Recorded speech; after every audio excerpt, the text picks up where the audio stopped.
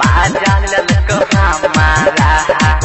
ताके तू बताए सखी माजा लाइले लग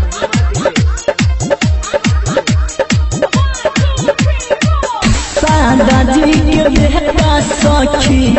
दादाजी के बेटा सखी साता के फिरी नहता गे साता के देसी काटा गे सखी माजा ललक हमारा ताई के दू पाता गे सखी माजा ललक हमारा ताई के दू पाता गे सखी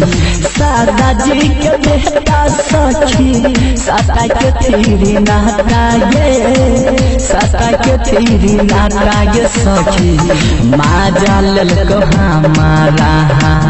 ताई के दू पाता गे सखी माजा ललक हमारा ताई के दू पाता गे सखी माजा लाइले लग सपना स्टूडियो दिल्ली माजा ललक हमारा ताई के तू बताए सखी माजा लाइले लग ओ करा पीछा पागल ओ करा पीछा पागल पैरी गेल महंगा गे पैरी गेल महंगा गे सखी माजा ललक हमारा थाई के लहंगा गे सखी माजा लाइले लगऊ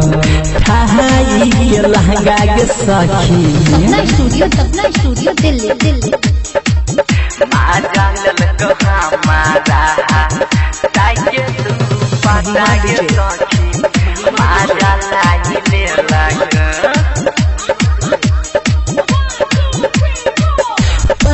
मोद देहाती सखी मोद देहाती सखी बोल के मीठी बोली गे बोल के मीठी बोली गे सखी आरे दलक हाथ घुसाई के हमर चोली गे सखी आरे दलक हाथ घुसाई के हमर चोली गे सखी।